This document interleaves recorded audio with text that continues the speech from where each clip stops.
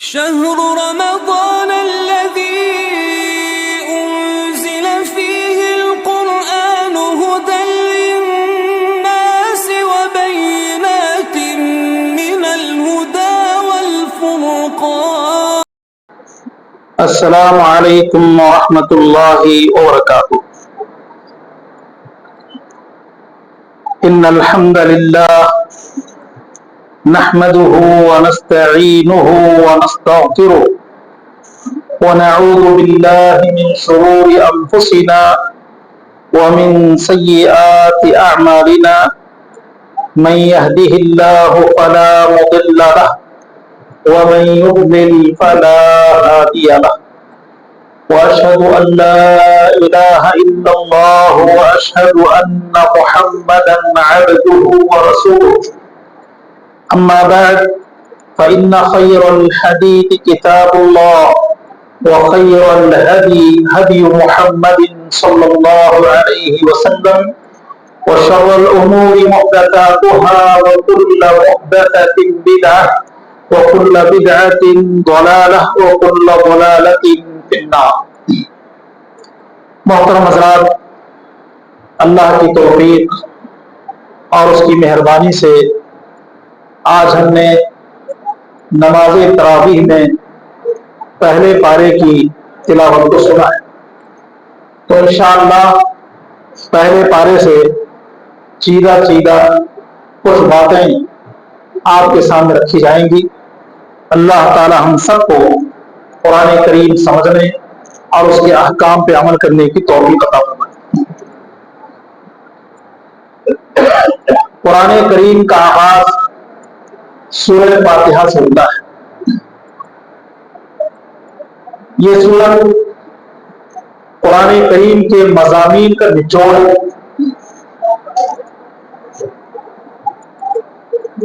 اس سورت کی فضیلت میں اللہ کے نبی صلی اللہ علیہ وسلم سے کچھ احادیث آئی، تو انشاءاللہ اختصار کے ساتھ کچھ باتیں آپ کے سامنے رکھی جائیں گی.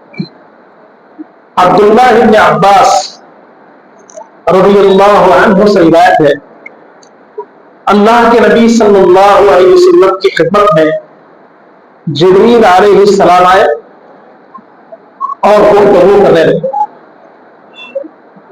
کچھ دیر کے بعد ایک آواز آئی. جبریل علیہ السلام نے ہمارے نبی صلی اللہ علیہ وسلم سے کہا،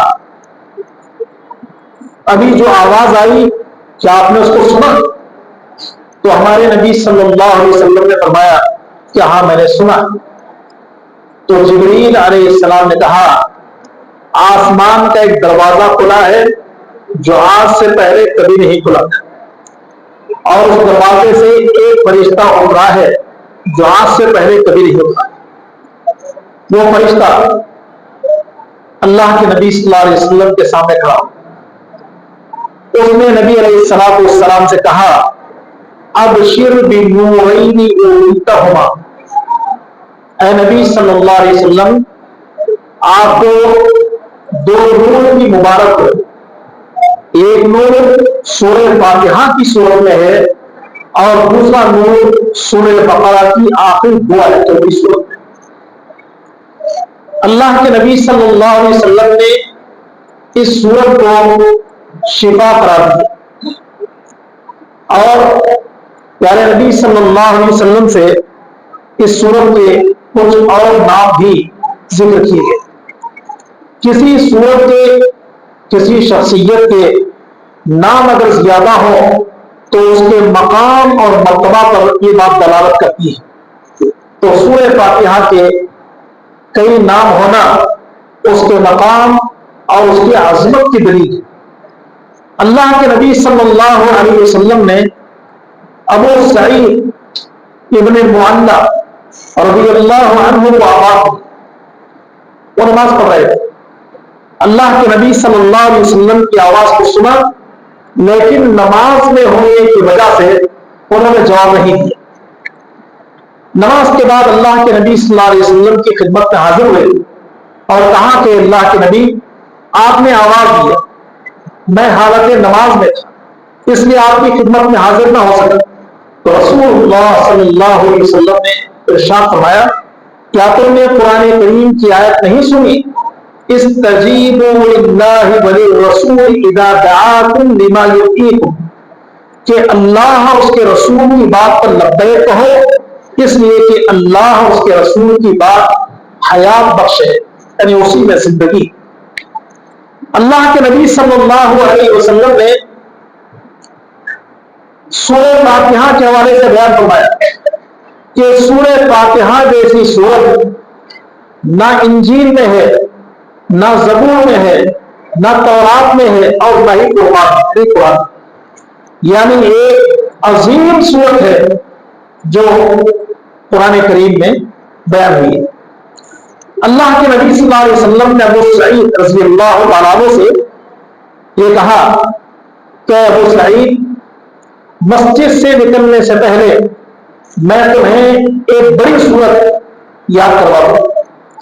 اور جب مسجد سے نکلنے کا وقت آیا تو ابو سعید رضی اللہ عنہ نے اللہ کے نبی صلی اللہ علیہ وسلم سے کہا کہ اللہ کے نبی، آپ نے کہا تھا کہ ایک بڑی سورت یاد کروا دوں گا، اے اللہ کے نبی یاد کروا دیجیے۔ رسول اللہ صلی اللہ علیہ وسلم نے فرمایا کہ الحمدللہ رب العالمین، یہ سورت قرآن کریم کی بڑی سورت ہے۔ اس سورت میں اللہ رب العالمین نے اپنی صفات کو بیان فرمایا، ذاتی نام بھی ہے اور اللہ تعالیٰ کے صفاتی نام بھی اس میں بیان کیے گئے۔ رب العالمین، الرحمن الرحیم، مالک یوم الدین، یہ اللہ تعالیٰ کے صفاتی نام ہے۔ اللہ رب العالمین رحم و کرم کرنے والا ہے۔ پیارے نبی صلی اللہ علیہ وسلم نے ارشاد فرمایا کہ اللہ تعالیٰ نے اپنی رحمت کے 100 حصے بنائے، ایک حصے کو دنیا والوں نے ڈال دیا، باقی 99 حصے اللہ رب العالمین کے پاس ہیں۔ اس سورت میں اللہ رب العالمین نے عقیدہ توحید کو مکمل طور پر بیان فرمایا۔ اللہ رب العالمین کی یکتائی کو تسلیم کرنا، اس عقیدے کا اظہار کہ اللہ کے علاوہ کوئی عبادت کے لائق نہیں۔ اس کی 3 صورتیں ہیں۔ پہلی صورت یہ ہے کہ اللہ کو رب مان لیا جائے، یعنی وہی پیدا کرنے والا ہے، وہی روزی دینے والا ہے، وہی دنیا کا نظام چلانے والا ہے۔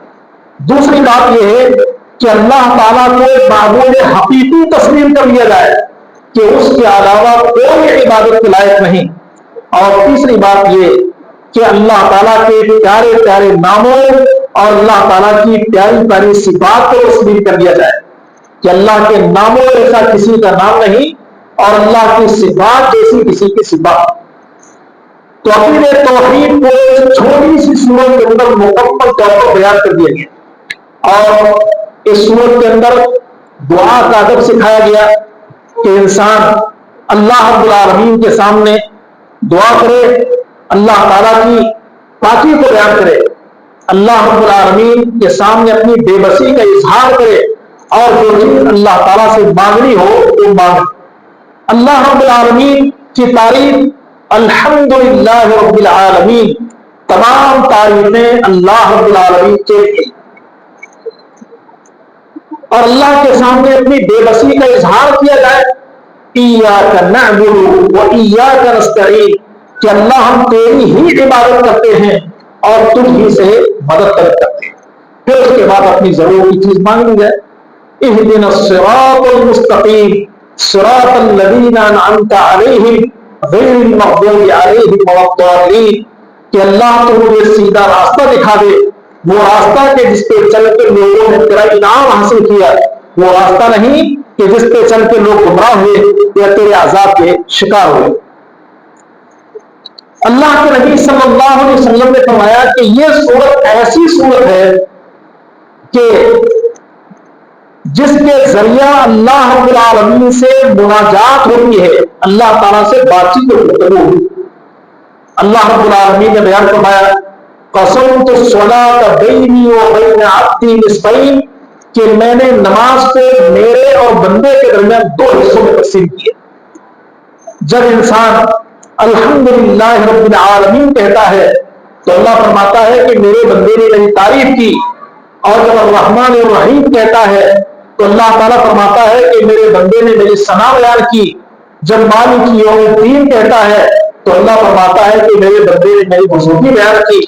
اور جب بندہ کہتا ہے ایاک نعبد و ایاک نستعین کہ اللہ میں تیری ہی عبادت کرتا ہوں اور تجھ سے ہی مدد مانگتا ہوں, تو اللہ فرماتا ہے کہ یہ میرے اور میرے بندے کے درمیان مشترک ہے. اور جب بندہ یہ کہتا ہے اہدنا الصراط المستقیم صراط الذین انعمت علیہم غیر المغضوب علیہم ولا الضالین, تو اللہ رب العالمین فرماتا ہے وَلِعَبْدِي مَا سَأَلَ میرے بندے نے مجھ سے جس چیز کا سوال کیا وہ میں نے اس کو دیا. پیارے نبی صلی اللہ علیہ وسلم نے بیان فرمایا جس آدمی نے نماز میں سورہ فاتحہ نہیں پڑھا اس کی نماز نہیں. اور اللہ کے نبی نے بات بیان فرمائی کہ سورہ فاتحہ کے اختتام پر وَلَضَّالِّينَ کے ساتھ آمین کہو, تمہاری آمین فرشتوں کی آمین کے ساتھ مل گئی تو تمہارے گناہ معاف ہو جائیں. تو اس سورت کے اندر اللہ رب العالمین نے دعا کا ادب سکھایا, اپنی تعریف کی, اور اللہ رب العالمین نے عقیدہ توحید کی اقسام کو مکمل طور پر بیان فرمایا. سورہ بقرہ قرآن کریم کی ایک بڑی سورت ہے. اس سورت کی فضیلت میں اللہ کے نبی صلی اللہ علیہ وسلم نے یہ بات بیان فرمائی کہ اگر کسی گھر میں سورہ بقرہ کی تلاوت کی جائے تو شیطان وہاں سے بھاگ جاتا ہے. اور اللہ کے نبی صلی اللہ علیہ وسلم نے یہ بات بیان فرمایا کہ سورہ بقرہ پڑھنے والے پر جادوگر اثر انداز نہیں ہوگا. اور اللہ کے نبی صلی اللہ علیہ وسلم نے بیان فرمایا کہ سورہ بقرہ اور سورہ آل عمران کل قیامت کے دن سائبان کی طرح انسان کے اوپر آ جائیں, یعنی سایہ بھی, اور اللہ رب العالمین سے سفارش بھی یہ دونوں سورتیں کریں. اللہ رب العالمین نے سورہ بقرہ کے آغاز میں فرمایا ذالک الکتاب لا ریب فیہ, یہ ایسی کتاب ہے جس میں شک اور شبہ کی کوئی گنجائش نہیں. کیوں؟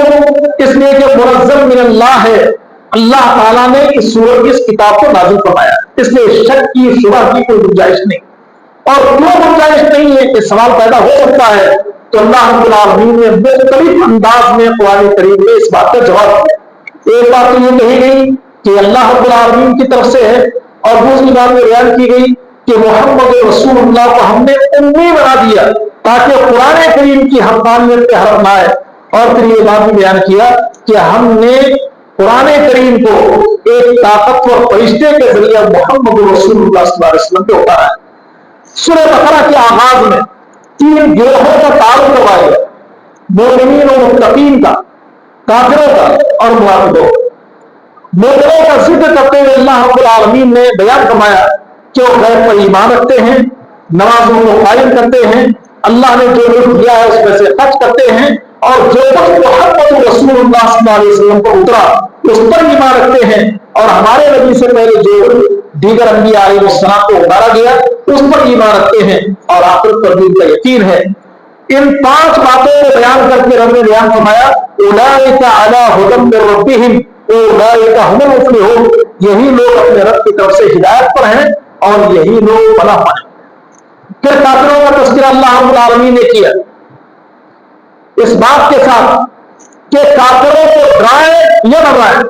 ڈراوا اس کو خاطر میں نہیں لاتے, کل قیامت کے دن ان کے لیے بڑا عذاب ہے.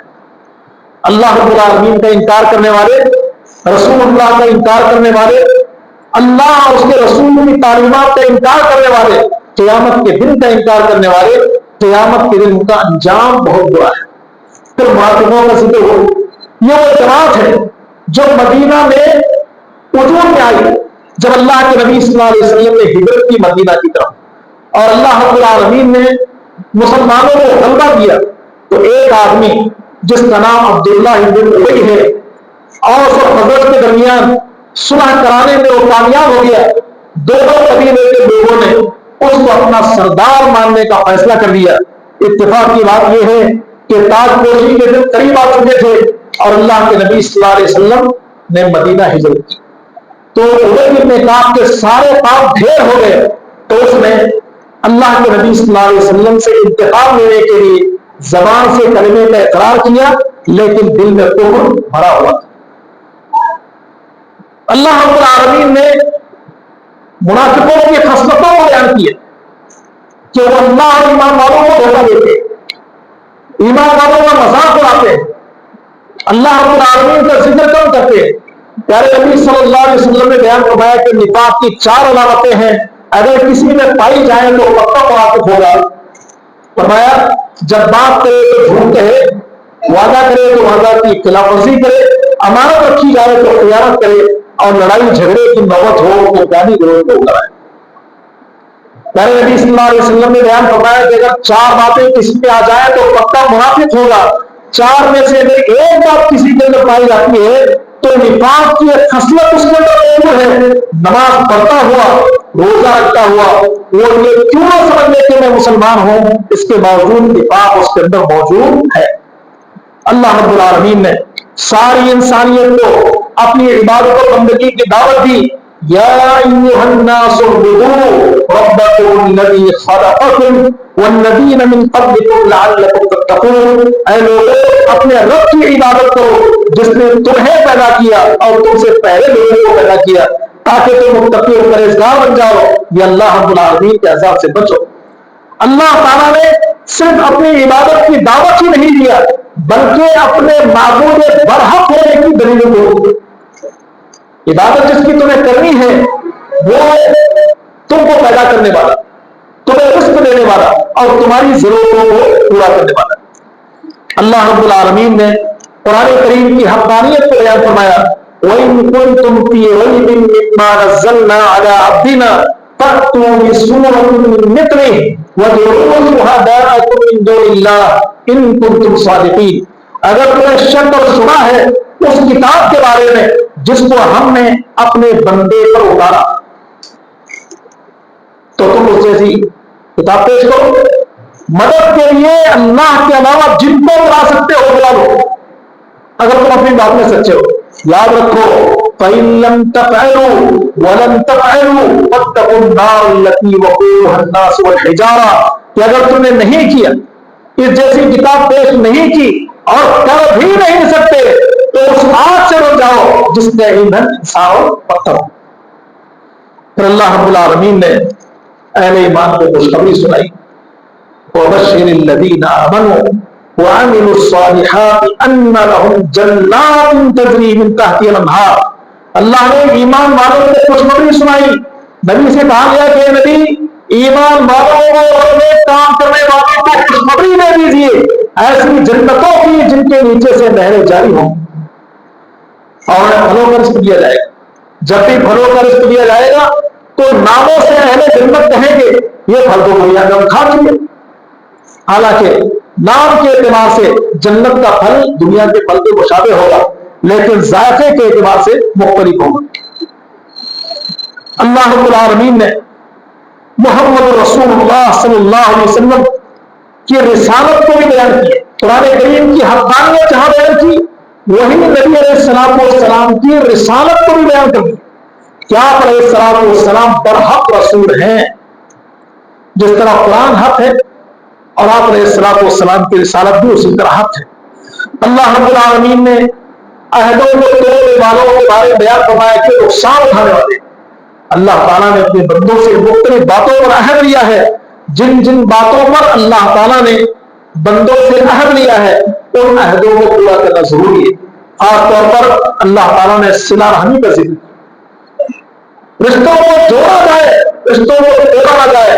رشتوں کو جوڑنے والے کے بارے میں بیان فرمایا کہ جو آدمی رشتوں کو جوڑنے والا ہے وہ اللہ رب العالمین کی رحمت کا مستحق ہوگا۔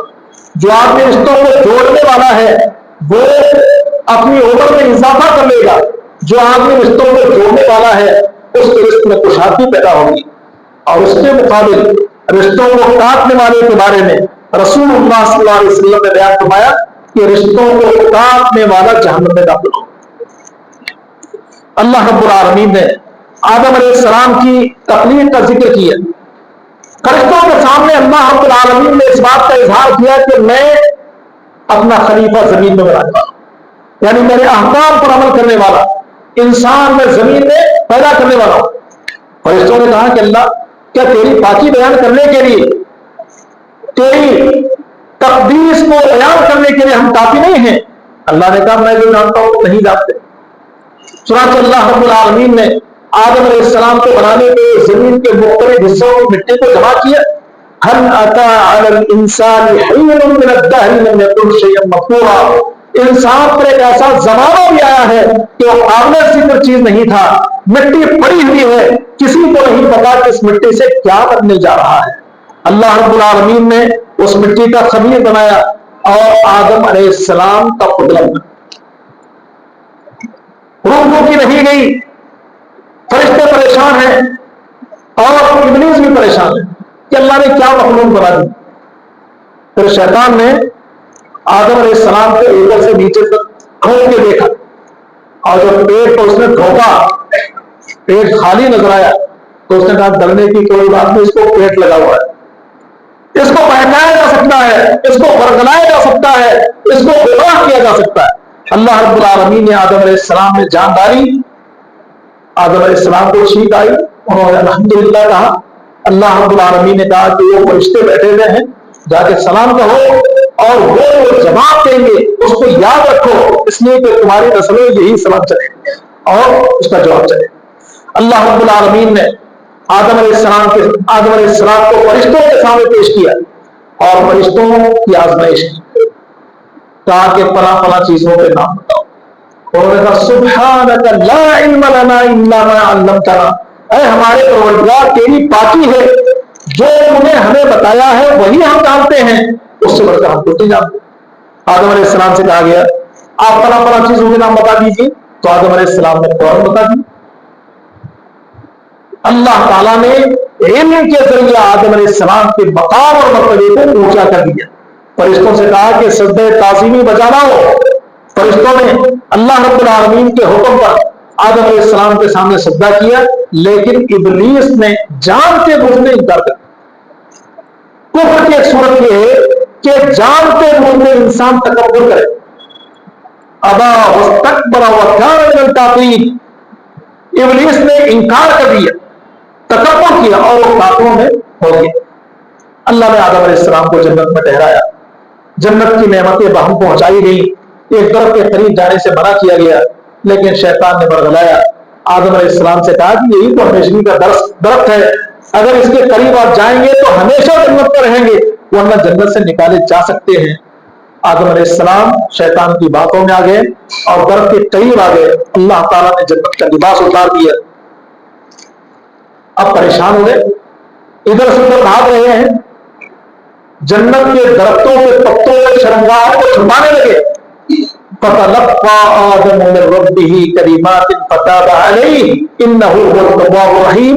اللہ رب العالمین نے آدم علیہ السلام کو کچھ کلمات سکھا دیے، ان کلمات کے ذریعہ اللہ کی بارگاہ میں عرض ہوا، رَبَّنَا ظَلَمْنَا أَنفُسَنَا وَإِن لَّمْ تَغْفِرْ لَنَا وَتَرْحَمْنَا لَنَكُونَنَّ مِنَ الْخَاسِرِينَ۔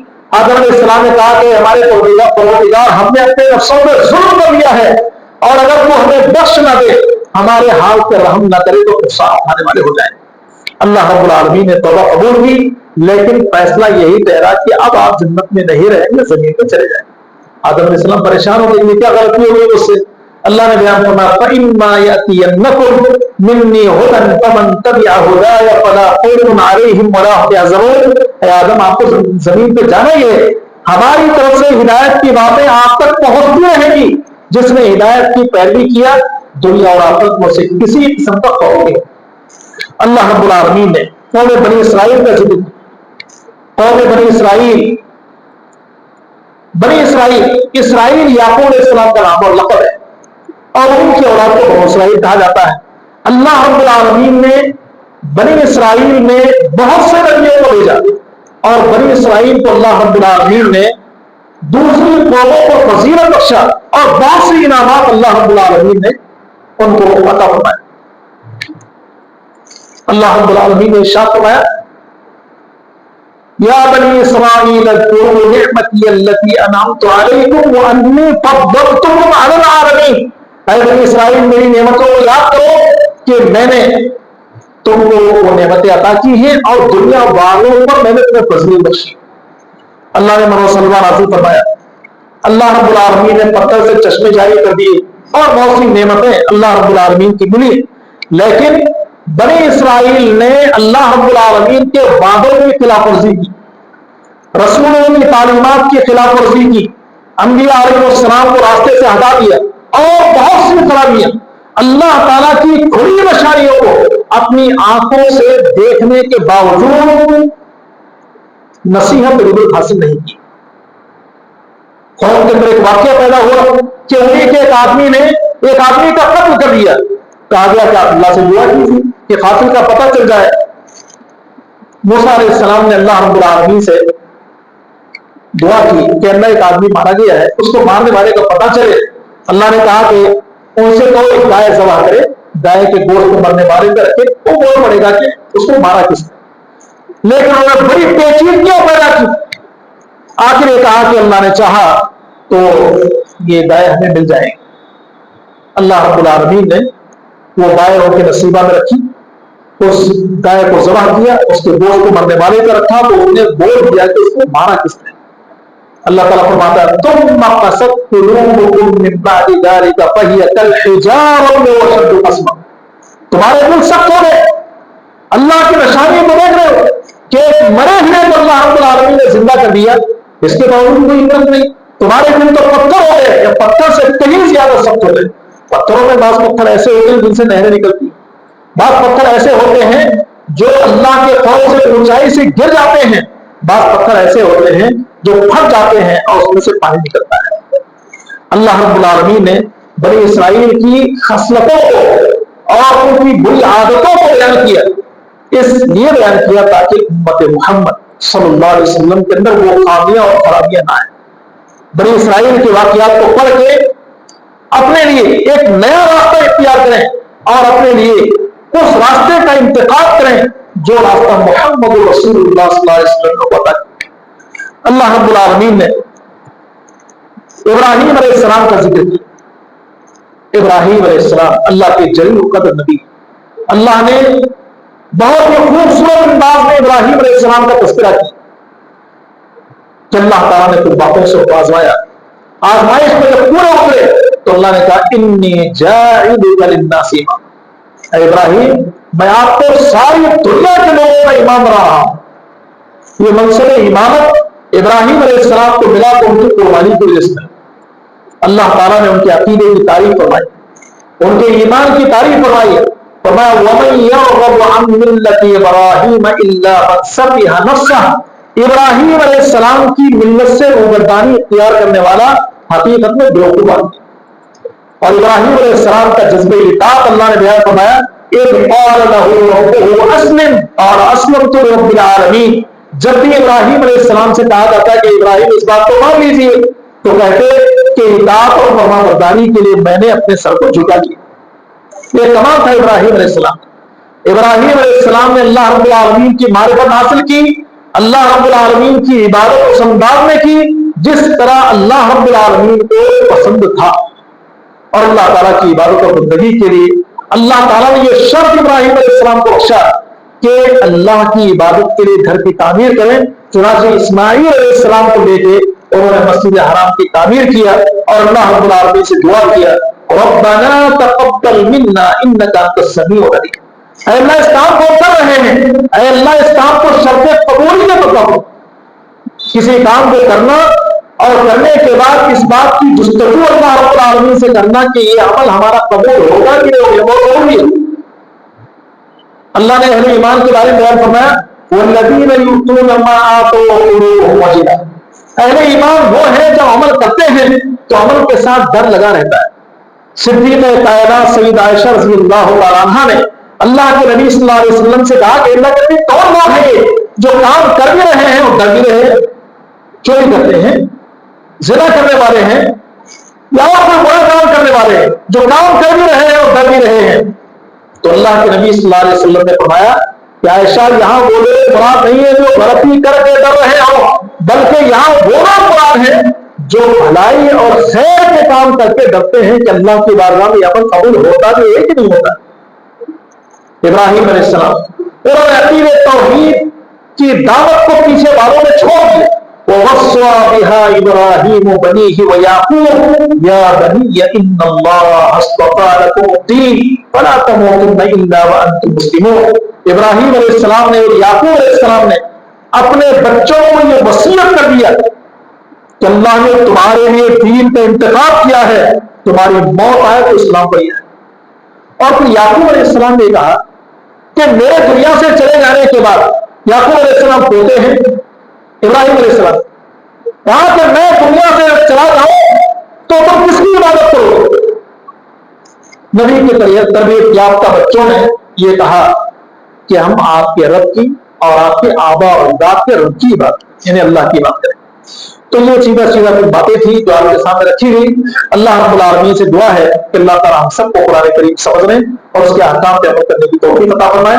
آمین. وآخر دعوانا الحمد للہ رب العالمین. والسلام علیکم ورحمۃ اللہ وبرکاتہ.